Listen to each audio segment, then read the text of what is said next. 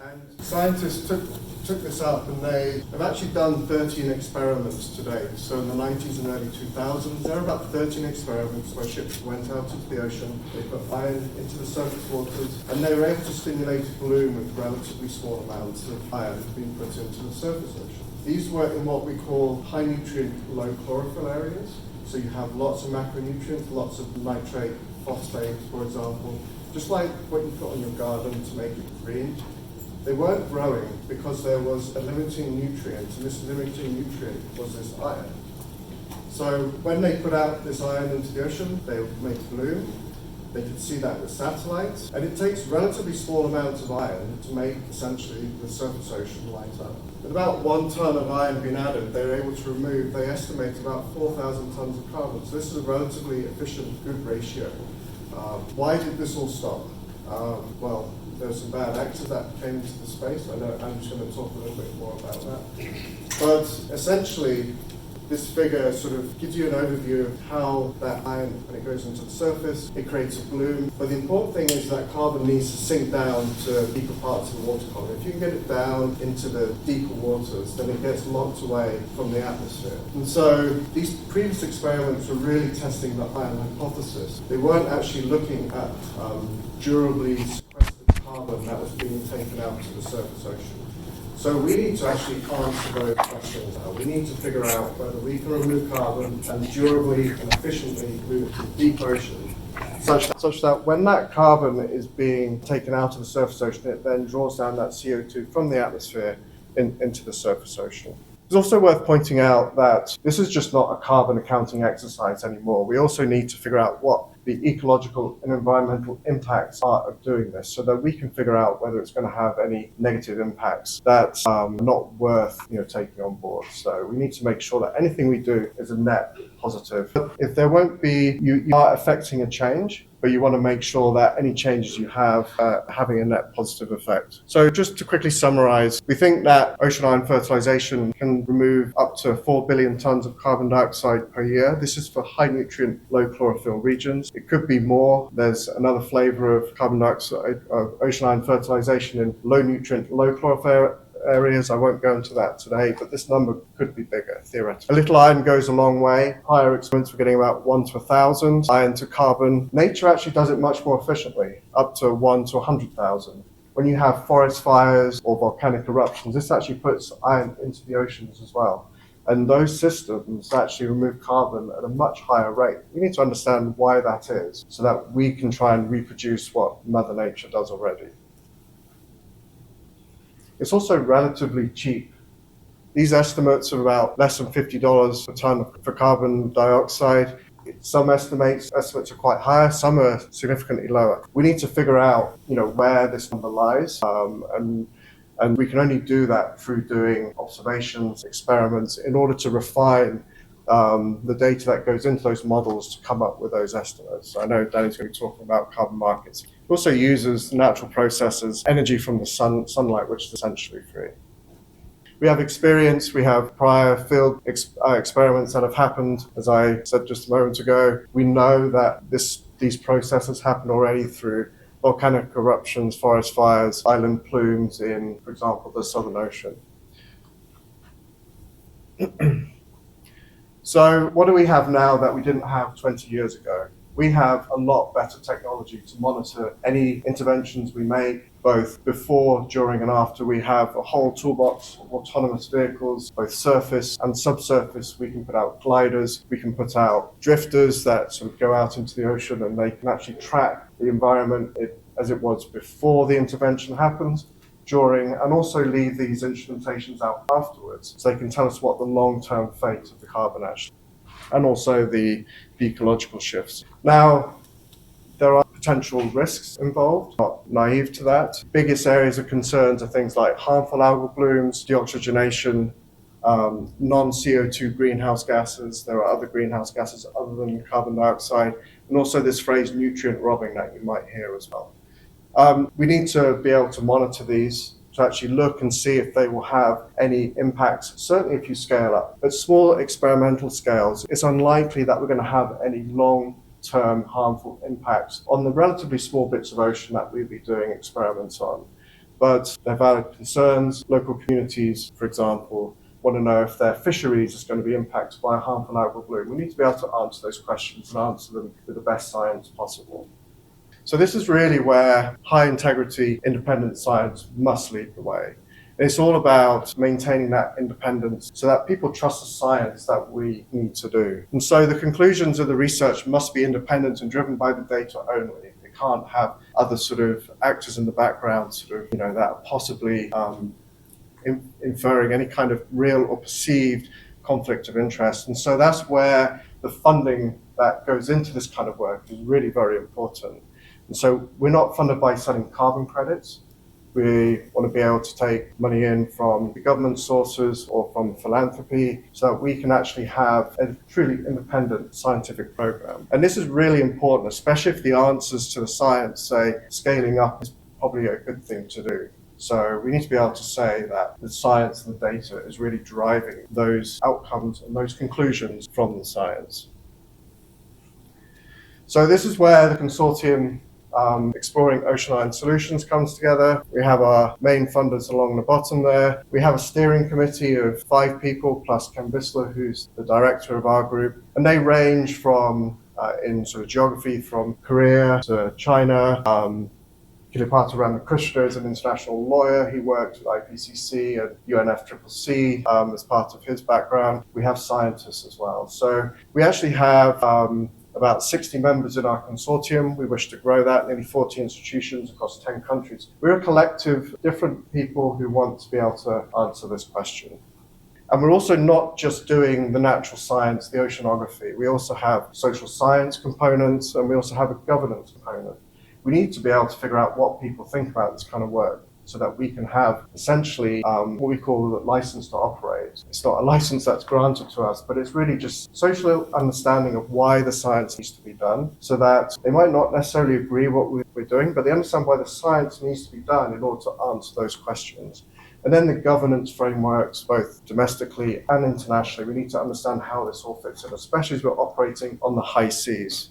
And so before the consortium really got going, they published a code of conduct in Nature Correspondence back in 2022, and it's really just set out, how we're going to operate as a group and make sure that bad behavior doesn't sort of get into the group. So this is really prioritizing benefit for humans and the environment, make sure there's clear lines of responsibility, commit to open research, making that data open, performing it in an iterative and independent way, and also engaging the public and bringing them along for the story as well. And I say again, at the bottom here, we're not selling carbon credits. We're a non-for-profit.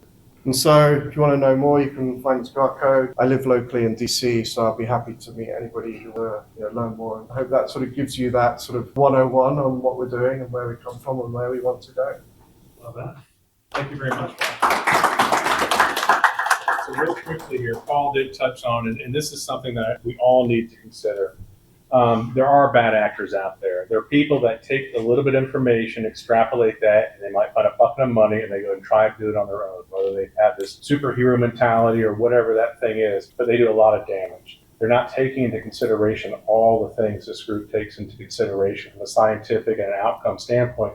They're chasing a headline. They're looking to spend a lot of money. So Bill Gates wanted to spray sulfuric acid into the atmosphere for a 5% reduction in sunlight, not thinking about the sulfuric rain that might fall on us down here on the planet. Things like that. So when you see people out there chasing these types of headlines, be wary. My encouragement was, if you know them, tell them to talk to this team. Tell them to validate their science. So Danny, I'll turn the microphone over to you, my friend. My role here is to highlight, all right, so you're interested in carbon credits. Where are you gonna buy those credits? And I'm gonna talk about carbon prices. This is really a global trend that is creating a place where people are actually paying for the carbon they're emitting into the atmosphere. And then that implies a price for removing it from the atmosphere. So I have a couple of goals. Carbon prices create a growing market where people pay for carbon. There's growing global interest in these markets, and there's energy in the space, which can lead to a career for good. So first of all, very briefly, what is a carbon price? Well, it comes in 2 flavors. There is a carbon tax and there is a cap and trade. Maybe you've heard of these before. Carbon tax is just a straight tax on fossil fuels. It creates a predictable price, has more predictable revenues. It's simple, it's easy to impose and collect. And you get immediate reductions in emissions and co-pollutants. emissions. Cap and trade limits or caps the emissions, allows them to trade on a market, so there's an uncertain price that leads to uncertain revenues. It is complex, but it's doable. There are a lot of these around the world, and there's usually a delay in reducing emissions and co-pollutants because you need to figure out how the market is going to work. But those are the two things, but there's a lot of policies in between these two flavors. One thing that really is a hallmark of carbon pricing policy is their flexibility. You can do whatever you want with the carbon price because the price itself, that's what gets the emissions reductions. It does not matter how you spend the revenue. How you spend the revenue does not affect emissions reductions. So that gives politicians a lot of flexibility in what they want to do with that revenue. What is their goals? What are your goals? What do you think is important? Is it most important for you to reduce emissions? Well, you could take that money and dedicate it to energy efficiency or carbon credits if you wanted. That would be a choice you have. Is it taking care of the poor? Well, you could do that. You could top off programs that take care of low-income households. Growing GDP, cut corporate tax rates. Enforcing global participation, you really want to think about a CBAM, a carbon border adjustment mechanism, how goods do or do not pay this fee when they come into your borders. Do you want to streamline government? Do you want to have an equal impact on everyone? There are different policy choices you can make, and as a politician, this is a very useful tool that you can reach for to make sure that you are matching the needs of your constituents. It's so useful that, in fact, there are jurisdictions around the world that have a carbon price. Here you can see the red is countries that have carbon tax implemented. The blue is a ETS or cap and trade. Purple is they have both. You can see there are slightly more carbon taxes. They tend to have lower prices than there are ETSs. ETSs tend to have larger prices. And you can see there's a lot of purple. There's a lot of countries that have decided this policy instrument is so nice, they'd like to have it twice. So they have both a carbon tax and a carbon price. 28% of emissions globally are covered by some sort of carbon price, over a quarter. Last year, it was 24%. So there was a 4% increase in 1 year in terms of the number of countries that are adopting this. The United States isn't one of those countries. We are, in fact, the only developed economy that does not have a federal carbon price. Literally every other developed economy has one. And so if you hadn't thought, oh, these aren't a big deal, this is something maybe we could do in the future, that is a purely American perspective. If you are anywhere else in the developed world, this is reality. This is your day-to-day lived reality. And one of the things I like to do is try and help people recognize their sampling bias in this country. They're sampling from a place where it is not representative of the world. And here's the table. One thing that I'll point out is that last column, CBAM. A lot of countries, not only are they imposing carbon prices, they're also demanding at the border that people pay a fair and equivalent rate to what their domestic producers are paying. And so it's a complicated term, but I believe in international circles is called even Steven. And so even Steven is the whole point of CBAM. More pertinent to our discussion today, there are a lot of places that have credit markets, carbon credit markets. Some of them have tied it to their existing carbon price, which is known as a compliance market, and some of them have not. But there is growing interest in this. California, last year in September, they passed a bill that would allow up to 6 of their emissions to go under the cap as offsets. And so that's growing interest from, I think California is now the 5th largest economy in the world. And while we don't have a carbon price at the federal level, we do have it in 14 states, including California. The European Commission has set a proposal in July to cut EU emissions to 90% by 2040 with up to 3% coming via carbon credits. So here you have some of the largest markets in the world that have carbon prices already that are coming up with ways to bring carbon credits into those compliance markets. So this is from a policy perspective, from an investment perspective, from a scientific research perspective into carbon credits. This is a growth opportunity. More is coming. The EU started their CBAM in 2023. They started payments are now required this year. And this is really, it's linked to their ETS, which is a carbon price. This is really driving global ambition. There are a lot of copycats already, whose flags are up here, who are also implementing their own versions of a CBAM. It has even gotten to this country. You have a few bills. The Prove It Act was passed by a very sneaky route. We can talk about it later. But it passed earlier this year, and that is just, hey, in the United States, let's count the carbon atoms for goods. The Foreign Pollution Fee Act is simply a carbon tariff. That is a Republican-only bill, so there's bipartisan interest in counting atoms of goods at the border. And then the Clean Competition Act is only Democrats, and it has both at the border and domestically. Let's count and let's actually pay for those carbon atoms. The EU CBAM, I bring it up, I dwell on it because it is driving ambition. What you see in this chart is you see mentions of searches in non-EU, non-US countries for border carbon. when they've made big announcements related to the CBAM. And what you see is Google searches spike. And so even if we're not paying attention to it in this country, the rest of the world is definitely paying attention to this. And this was part of a study that came from Resources for the Future.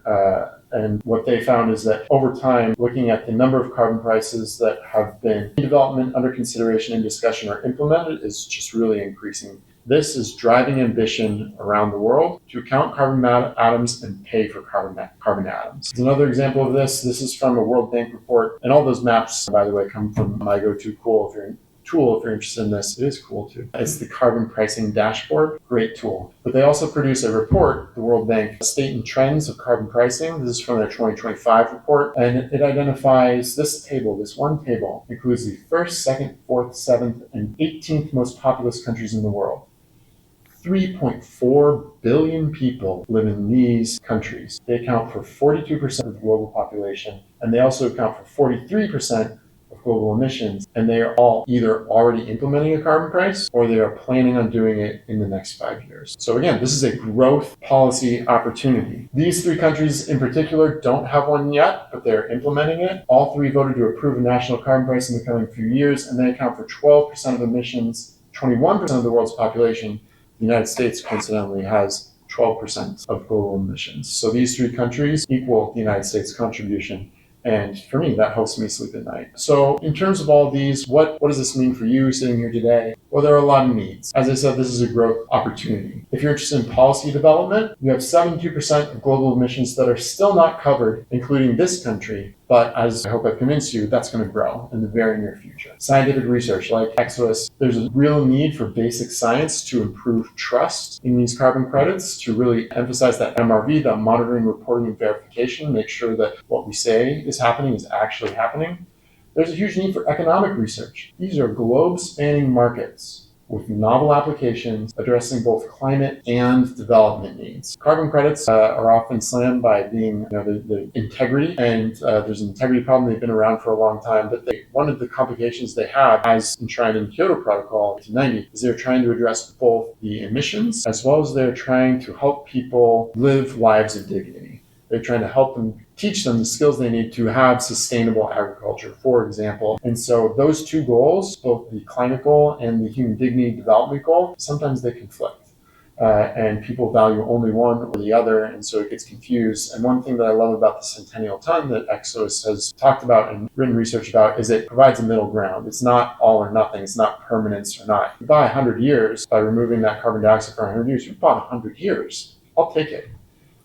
There's a lot of business innovation. There's a need for new technologies, new markets, new business models, and then trade. These emissions must be assigned to products crossing borders. That is extremely complicated. Just the number of languages, the number of jurisdictions, the laws. And so if any of these appeal to you and you're considering your future, there's a lot of need in the realm of carbon credits, carbon markets. And so now we'll turn it over to Amanda.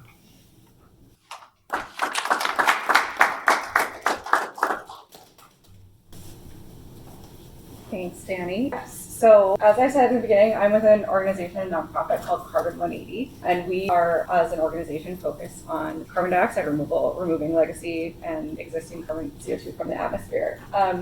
We sort of sit at this intersection of science, policy, and environmental justice. And we believe very firmly that none of these things can really move forward without the other one. And so that's just something I think is important to keep in mind in this space. My team is the ocean team, so we focus on what we call MCDR, marine carbon dioxide removal. This is an umbrella term that we use for a suite of different approaches, many of which are listed here, and is inclusive of ocean iron fertilization. So that's what we'll focus in on today. I want to also follow on from Danny's talk about international policy around carbon markets and carbon crediting, and just give some sort of context and updates for some of the domestic policy around MCDR specifically. So first, why are we going a policy route for this, right? Danny outlined this a lot, but carbon dioxide is a public good, right? We need these regulatory and ethical kind of guardrails on an emerging industry to make sure that we're doing this in a way that benefits both people and the planet. And we really need to make sure, a big part of that is making sure that science keeps pace with industry and with markets so that we're not over-promising and under-delivering. These are really big questions that we have about our climate system, our ocean system, if some of these interventions are actually feasible and scalable. And big questions like that require large investments. And they're the kinds of investments that you rarely see outside of federally funded programs. And so the best and most efficient way to have transparent, independent research is to have this be federally funded. And so for that reason, our government has a key role to play in supporting research and also the social and environmental components of this as well. So I want to highlight one recent, I'm going to call it a win, given our current political climate, is Carbon 180, along with a lot of other organizations, works on the reintroduction of a bill called known as the Rescue Oceans Act. And this is an MCDR specific bill. So it's not specific to ocean iron fertilization, but it does include ocean iron fertilization, along with all the other kind of approaches that you saw earlier. And this is a bill that would establish a dedicated research program at NOAA. Which means that there's a designated place to send federal funds to support MCDR research. It would invest in monitoring infrastructure, that MRV that Paul was talking about. Also create a federal MCDR research plan with monitoring goals, standards, and clear safeguards. Would create a research code of conduct. Certain approaches and certain organizations like X-Ways have their own, but wanting to have one that's standardized and adopted across all federally funded work.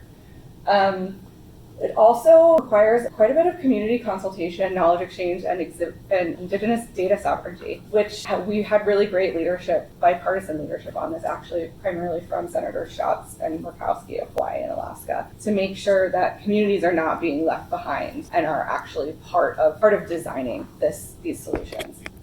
Okay, so we put environmental justice very central in the work that we do. And this is something we're very proud to continue to do when we do unfortunately see many organizations stepping back from these kinds of initiatives. But we know that without centering environmental justice and without community consultation, risk as this new industry comes into being, we risk marginalizing or further marginalizing communities and replicating past harms. And so we want to learn from past mistakes and make sure that's not something that happens here. And one thing we think about a lot is who is the community and who are the stakeholders, especially with an approach like ocean iron fertilization, which is going to be happening quite far offshore, right?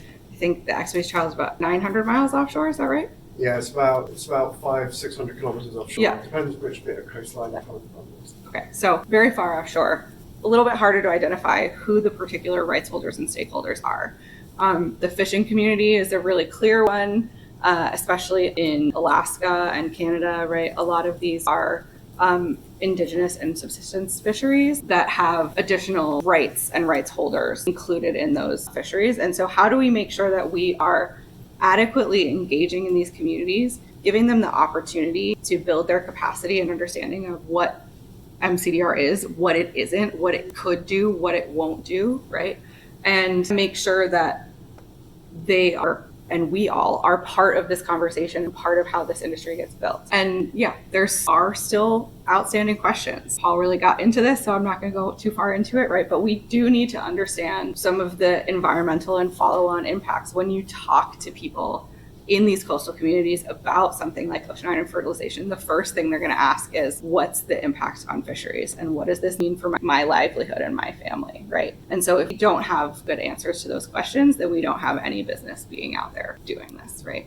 And so that's kind of where we work when we try to figure out, we primarily focus on getting research dollars for MCDR and also building community capacity, this kind of like top-down and bottom-up control that helps move interest, energy, momentum in the field forward. So one way that we do this is through direct regranting. So we have a coastal regranting program that we call Making Waves. And the idea of this program is targeting communities in coastal areas that are interested in learning more about MCDR. They did not have to be well versed in it to start. They didn't even have to be pro MCDR, but just folks that wanted to learn more and engage. And the idea is that we really work to be neutral arbiters of good information so that these folks have the foundation to make decisions for themselves about if and how they want to engage with these kinds of technologies and approaches in their own backyards. And so we currently work with groups in Alaska, Hawaii, and Puerto Rico.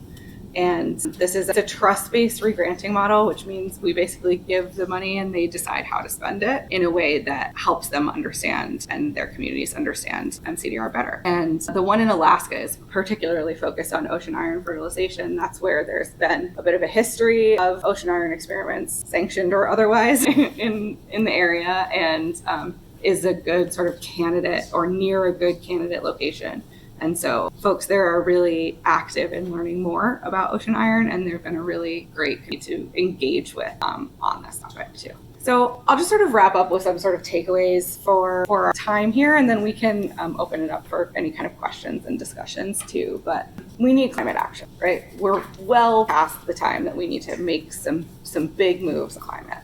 And every solution, the cost of every solution has to be weighed against the cost of inaction, and that cost is incredibly high. I think as scientists, we often like the idea, or even just as humans, of a change against a control, like that something is remaining constant, a background baseline, and that's not the scenario that we're in. As we all know, like the natural world and the ocean ecosystems are rapidly degrading, and so that's going to continue to happen if we don't act, right? Unfortunately, we are at a point now where any solution we have that is at the scale that we need is going to come with risk. We are unfortunately past the point of risk-free solutions. So we just need to understand that in the back of our mind. And how do we make sure that the solutions that do move forward are the ones that are the safest and provide the most benefit for both people and planet? And learn from past mistakes too, right? Ensure that climate solutions are just and equitable and don't leave people behind. So I'll end with that, and we can go to... Nice, thank you very much.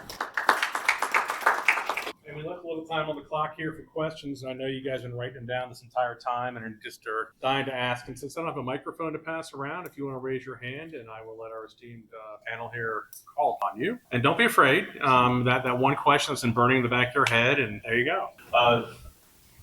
Just a question on the mechanism of iron fertilization. The diodes through photosynthesis take CO2 out of the dissolved water. They die, and then they sink through the water column, or does the water column carry them down? And if it's the latter, is the now CO2 depleted seawater at the deep ocean, or if it's the former, does it stay at the surface to re-equilibrate? Yeah, no, very good question. So it's actually, the ideal situation is the diatoms or the phytoplankton or the fecal pellets, if they've moved up through the food chain, actually sink through the water column. That's the ideal situation. If you were to do this experiment and then that water mass was subducted, you're right, it would take that carbon dioxide depleted seawater down beneath it, separated from the atmosphere. So you don't get that re-equilibration. So that's not a good, or that's a less efficient way of this type of technique. So really you need diatoms or the phytoplankton sinking, so they then have that carbon depleted water on the surface, and then you get that re-equilibration. So that's the ideal situation. Good, excellent That's a great question. question. Yeah. Anyone have a better question? There's no such thing as Yeah, that. come on, let's hear it. But it's not better. Yeah. You can throw it out there. Yeah. So I'm an engineer, so I'm trying to think like, how would you do that controlled experiment? Are we talking aquarium? Are we talking big glasses? How far is this? I took a slide out because it was too much to try and fit in, but so the experiment that we're proposing, so prior experiments released about 1 ton of iron. We need to be roughly 10 times bigger than that, both in amount of iron you're putting in, size and scale. So we're focusing on an area in the Northeast Pacific near a time series station called Ocean Station Papa. This is several hundred kilometers off the coastline, it's on the high seas. And our proposal would be to fertilize a patch of ocean about 30 kilometers by 30 kilometers. You can't do this instantaneously. It takes about a week to lay out a patch of iron over that sort of size, even with more than one boat. So even with 2 boats, it would take about a week to do that. So the scale is roughly about 30 kilometers by 30 kilometers. It's still a very tiny area in a very large ocean. But we need it to be much bigger this time so we can really do the monitoring of that patch both long enough over time and space scale. So look at that carbon as it gets down deep. We need to get it below about 500 meters for it to be locked away for about 100 years, at least in this part of the ocean. In different parts of the ocean, that depth is different. This was the centennial ton that Andrew was talking about. if you want to remove carbon for about 100 years in that part of the ocean, we call it the centennial ton, it needs to be below, we need to get that carbon below about 500 meters depth, which is relatively shallow for the ocean actually. It's usually deeper in other parts of the ocean, but this part of the ocean is very good for working. It's easy to get to. It has a relatively shallow depth for that 100-year sort of sequestration depth. It's a very non-dynamic system, so it's relatively easy to lay out a patch, it'll stay coherent, and you'll be able to put out your equipment and it won't sort of go shooting off, 100 kilometers away. So when, you can't be recovering stuff, especially sediment traps that you need to recover after a week to see what those materials are. So I hope that answers your question, but happy to talk more about it after. I think I would just add too that and tell me if you disagree, but I think with especially ocean iron specifically, we've really answered all we can at the benchtop scale and the mesocosm scale. The questions that remain can only be answered within water trials. And we also need that in water data to also inform and validate our models so that we have better models that can better predict these outcomes going forward. Yeah, absolutely. So a lot of the data will feed into models that look at that long-term impacts that you want to get as well. Just a quick question off of that. What's the equity that you guys would need to facilitate the 30-kilometer project? And then how are you planning to integrate with the global carbon trade markets? So by equity, you mean how much does it cost? Yes, 30. We'll start with 30 kilometer. Yeah. So this is a great question. So these experiments don't come cheap. To do one experiment to get a sort of minimum viable project, you're talking about $27 million, and that includes buying all your equipment new. That's about a third of that is just platforms and ship time. You've got about a third for sort of science, and a third for data sort of sample analysis and things like this. So Just 1 year, 5 years, 10. So the experiment would be on the order of sort of 4 to 6 weeks. It's really kind of so we need to do the sort of full monitoring for about 6 months, at least until winter starts to mix that water column again. Ships have a range of about 30 to 45 days, depending on the class of ship you're using. So scientists on your boat, we would lay out monitoring equipment in the months leading up to that. They would be there while the actual patch was laid out and the experiment would happen, and they would stay there after. So about 3 to 6 months in total for monitoring from start to finish. Now, the interesting thing is second experiment, if you were to do it again, because science is all about reproducibility, can you reproduce the same result again, the same conditions? That price quickly goes down. So to do a second experiment, you'd already have the capital expenditure for all of your drifters and gliders and those sort of capital expenditure equipment. So it's about 17 million for a second field trial. So that price quickly comes down for additional field trials. So it's not cheap, and some groups already have this equipment. So again, if we can bring along other groups for us, there's some philanthropically funded research ships, for example, this very quickly brings down the cost as well. So that sort of headline figure is like if you had, you have to buy everything new.